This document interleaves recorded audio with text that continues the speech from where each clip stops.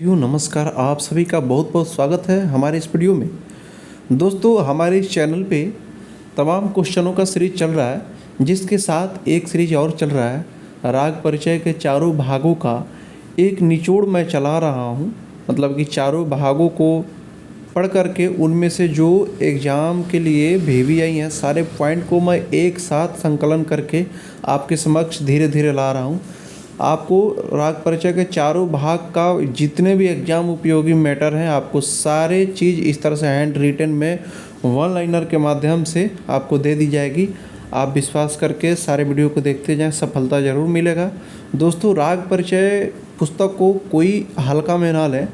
कुछ मित्रों के दिमाग में ये चल रहा है कि राग परिचय क्या ही पढ़ना है, तो आपको बता दें कि राग परिचय सारे एग्ज़ामों का आजकल बेस हो गया है। किसी भी टीचर के एग्ज़ाम के लिए बेस हो गया है, ठीक है। तो इसको हल्का में लेना ये अच्छी बात नहीं है। तो आइए हम लोग राग परिचय का जो इसके पहले कुछ वीडियो हम दिए थे, अगला कुछ मटेरियल हम आपको यहाँ पे समझाते हुए आगे बढ़ रहे हैं। देखिए, एक एक लाइन से बहुत सारा क्वेश्चन निकल जाएगा, एक पॉइंट से 2-3 क्वेश्चन निकल जाएगा। तो कुल मिलाकर के हमारे एक वीडियो से मुझे लगता है कि 100 से ज़्यादा क्वेश्चन हो जाएंगे। और वैसे पिछले भी वीडियो में लगभग अब तक 3000 के आसपास तो क्वेश्चन हो ही गए होंगे। और एग्ज़ाम तक आपको इतना प्रैक्टिस करा दिया जाएगा कि अगर आप सारे वीडियो को बार बार देख लेते हैं और आप डिस्क्रिप्टिव रूप से कोई बुक खुद से सेल्फ स्टडी कर रहे हैं, तो आपका एग्ज़ाम बहुत ही अच्छा निकल जाएगा। तो चलिए हम लोग अब अपना क्वेश्चन देखते हैं, आगे बढ़ते हैं। चैनल पे नए हैं तो चैनल को सब्सक्राइब ज़रूर कर लीजिएगा और दोस्तों में ज़्यादा से ज़्यादा शेयर करिए, लाइक वगैरह करिए, कमेंट करिए, ताकि आपके सपोर्ट से मुझे मोटिवेशन मिले और मैं आपके लिए ऐसा ही अच्छा काम कर सकूं। तो देखिए, ध्रुपद के साथ प्रयोग होने वाले ताल, ध्रुपद के साथ तेवरा, जिसको तीव्रा कला कहा जाता है, चार ताल, सूल ताल, ये सभी ध्रुपद के साथ प्रयोग होने वाले ताल है। क्वेश्चन आ जाता है कि निम्न में से ध्रुपद के साथ बजने वाले ताल, तो इनमें से अगर कोई रहता है तो आप लगा देंगे। ख्याल के साथ प्रयोग होने वाले ताल आपका एक ताल हो जाएगा, रूपक हो जाएगा, तिलवाड़ा, झपताल, ठीक है। ठुमरी के साथ प्रयोग होने वाले ताल जत ताल हो जाएगा, आपका दीपचंदी हो जाएगा। पखावज पर बजने वाले ताल चार ताल, तीव्रा, सूल, धमार, ये सभी पखावज पे बजते हैं, ठीक है। ठुमरी पे बजने वाली ये है। तो ऐसे हम लोग वन लाइनर के रूप में देख रहे हैं कि कितना इम्पोर्टेंट पॉइंट है।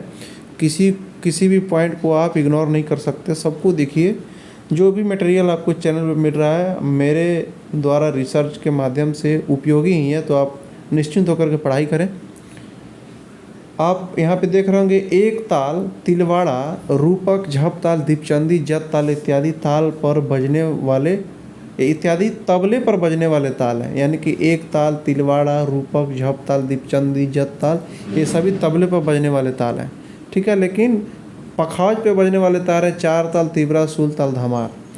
पखावज पर बजने वाले ताल गंभीर व खुले बोल के हैं, ठीक है। पखावज पे जो ताल बजते हैं वे गंभीर और खुले बोल के होते हैं। टुकड़े व परन आदि पखावज पर के लयकारी हैं। टुकड़े और परन जो बजते हैं ना, वो पखावज पर के लयकारी हैं।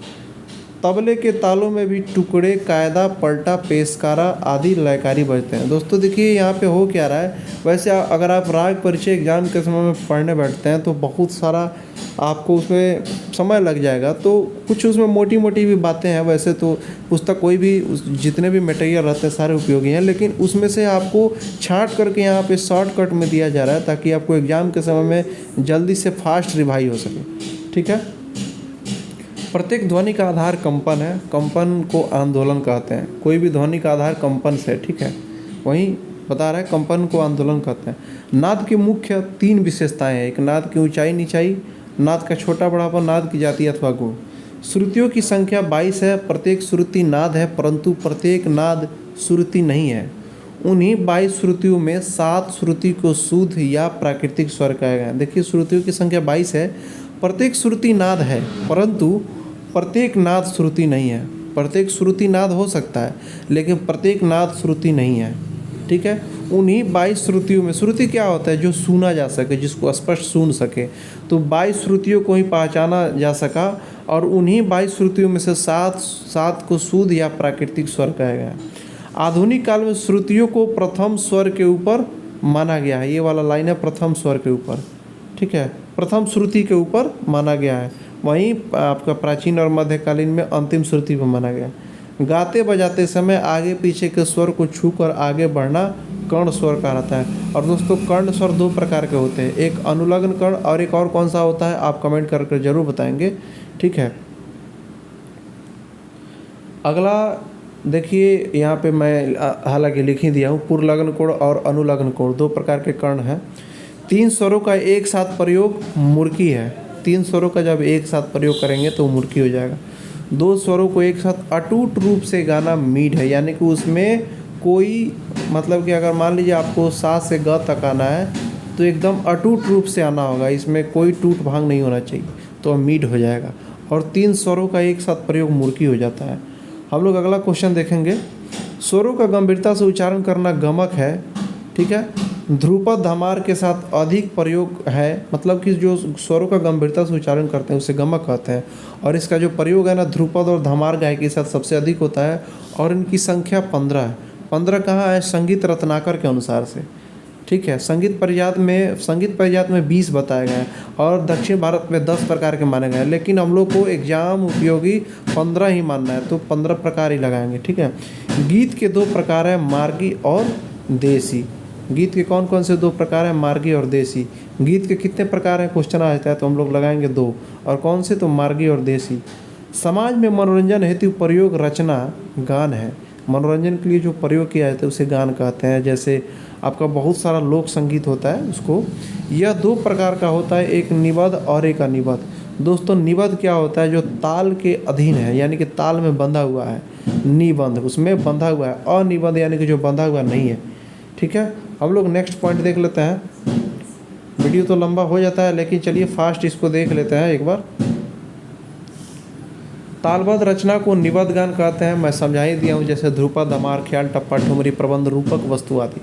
ताल से जो बंधा ना हो उसे अनिबद्ध का गान कहते हैं। जैसे किसी भी तरह का आलाप हो, रागालाप हो, रूप का आलाप हो, चाहे स्वस्थान का नियम के अंतर्गत कोई भी आलाप हो, उसमें जब जैसे आप देखते हैं आलाप करने के लिए किसी ताल की आवश्यकता नहीं है, आप आलापचारी कर रहे हैं तो अपने ढंग से स्वतंत्र होकर के कर सकते हैं, तो वो अनिबद्ध गान है। गीत के सभी छोटे बड़े खंडों को बिदारी कहते हैं। क्वेश्चन आ जाता है कि बिदारी किसे कहते हैं, तो गीत के सभी छोटे बड़े खंडों को बिदारी कहते हैं। अस्थाई अंतरा यानी कि ख्याल के खंड, ध्रुपद के 4 खंड, अस्थाई अंतरा, संचारी अभोग, प्राचीन गीतों खंड, उद्ग्रह मिलापक, ध्रुव अभोग, प्रबंध वाला, ये सभी जो है बिदारी हैं। जितने भी हैं ये सभी गीत के खंड होते हैं और ये सभी बिदारी होते हैं। अधोदर्शक स्वर मध्यम को कहते हैं, ठीक है। और अधोदर्शक स्वर क्या होता है? मध्यम को कहते हैं। और अधोदर्शक स्वर मध्यम को क्यों कहते हैं आपको पिछले वीडियो में बताया भी गया है। जो राग एक थाट से दूसरे थाट में प्रवेश करे उसे परमेल प्रवेशक कहते हैं, ठीक है। पर मेल यहाँ पे दिया हुआ पर यानी कि दूसरे मेल में प्रवेश करे, मेल यानी कि थाट में। अपने ही नामों से जो राग उत्पन्न हो उसे आश्रय राग कहते हैं। जो अपने नाम से, जैसे कि भैरव, भैरवी, आपका पूर्वी, कल्याण, ये अपने ही नाम से ही अगर कोई राग है, जैसे भैरवी थाट, आपका थाट भी और भैरवी राग भी है, तो जो भैरवी राग हो जाएगा वो आश्रय राग हो जाएगा। इसको भी मैं समझाया हूँ। वैसे पारिभाषिक शब्दावलियाँ कुछ मैं लास्ट में समय निकाल करके आपको एक वीडियो भी देने के चक्कर में हूँ। अगर आपका सपोर्ट अच्छा रहा तो बहुत कुछ आपको इस चैनल के माध्यम से मिल जाएगा। संगीत रत्नाकर में गायकों के गुण 22 बताए गए हैं, ठीक है। अवगुण 25 बताए गए हैं। आ जाता है क्वेश्चन कि गायकों के गुण कितने बताए गए हैं, तो संगीत रत्नाकर में 22 गुण बताए गए हैं, 25 अवगुण बताए गए हैं। और वांग्यकार जिसे संगीतकार बोलते हैं उनके गुण 28 बताए गए हैं। अवगुण आपका 22 हो जाएगा। वेंकटमुखी के 72 थाट अथवा मेल बताए गए हैं, ये मैं आपको पिछले वीडियो में बता चुका हूँ। वेंकटमुखी का जो ग्रंथ है चतुर्दंड प्रकाशिका, इन्होंने भी कुल 12 स्वर माना, परंतु नाम अलग अलग रखे, जैसे सूद रे, चतुश्रुति रे, ठीक है। अब आपको अगला पॉइंट है, एक थाट से 484 रागों की उत्पत्ति हो सकती है, ये वेंकटमुखी के अनुसार। रागों की मुख्य 3 जातियाँ हैं और उपजातियाँ 9 होती हैं। और ये 9 कैसे हो जाती हैं? इन्हीं 3 उपजातियों से, जैसे औडव, औडव साडव संपूर्ण का, फिर औडव औडव, औडव साडव, औडव संपूर्ण, इस तरह से साडव से भी संपूर्ण से भी कुल मिला करके 3 से 3 और हो जाएगा तो 9 हो जाता है उपजातियाँ। 10 थाटों से कुल, अगर एक थाट से 484 राग बनता है तो 10 थाटों से 10 से मल्टीप्लाई कर लेंगे तो 4840 राग बनेंगे, ठीक है। अगला क्वेश्चन हम लोग देखते हैं हिंदुस्तानी उत्तरी संगीत में गणितीय विधि से अधिक 32 थाटों की रचना हो सकती है। मैं पिछले वीडियो में बता चुका हूँ कि हम लोग हिंदुस्तानी संगीत उत्तरी संगीत में गणितीय विधि से सबसे अधिक 32 थाटों की रचना हो सकती है, परंतु उसमें 10 थाटों को ही हम लोग प्रचलन में रखे हैं। वही बात है इसमें बताया गया। और उसी तरह से दक्षिणी संगीत में 72 मेलों से निकाल करके उसमें आपको 19 थाट ही प्रचलन में रखा गया है। ठीक है। राग रागनी पद्धति में 4 मत हैं, भरत मत, हनुमत मत। ठीक है। और भरत मत और हनुमत मत के द्वारा आपका 6 राग और 30 रागनियाँ हैं। 4 मत है, भरत मत, हनुमत मत, शिव मत और कृष्ण मत। भरत मत और हनुमत मत के द्वारा 6 राग और 30 रागनियाँ, और शिव और कृष्ण मत के द्वारा 6 राग और 36 रागनियाँ मानी गई है। मोहम्मद राजा की पुस्तक नगमाते आसफी में 1813 ईस्वी में राग रागनी का आलोचना किया गया। इसी ग्रंथ में बिलावल को शुद्ध थाट माना गया। सबसे पहले बिलावल थाट को इसी ग्रंथ में मोहम्मद राजा के नगमाते आसफी में बिलावल को शुद्ध थाट माना गया है। और दोस्तों, राग रागनी का जो लिंगों के आधार पर निर्धारण हुआ वो संगीत मकरंद में हुआ। ठीक है। और रागों का षडज, ऋषभ, गंधार आदि जो नाम हुआ वह नारदीय शिक्षा में हुआ सबसे पहले। ठीक है। लेकिन मोहम्मद राजा ने इसकी आलोचना की अपनी इस पुस्तक में नगमाते आसफी में, और इस ग्रंथ में बिलावल को उन्होंने शुद्ध थाट के रूप में स्वीकार किया। तो दोस्तों, मैं उम्मीद करता हूँ आपको इतने कंटेंट से बहुत सारा कंसेप्ट क्लियर हो गया होगा। और इसमें राग परिचय के बहुत सारे पेजों का संकलन इतने शॉर्टकट में कर दिया गया है, छांट करके, जो आपके एग्जाम के लिए उपयोगी हो। ठीक है। तो अभी बहुत सारे सीरीज इसमें बाकी हैं राग परिचय के। आपको चारों भागों को पूरा जब तक कंप्लीट नहीं किया कर दिया जाता है, और साथ ही क्वेश्चन भी उसका चला दिया जाएगा। और भी तमाम प्रीवियस ईयर जो क्वेश्चन हैं वो भी चल ही रहे हैं।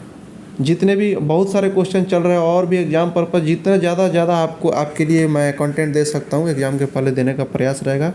तो इसके लिए मैं आप सभी से रिक्वेस्ट करता हूँ, चैनल को बहुत ज़्यादा सपोर्ट करिए, ताकि आपके इस सपोर्ट से मुझे मोटिवेशन मिल सके और आपके लिए मैं कंटेंट संकलन कर सकूं।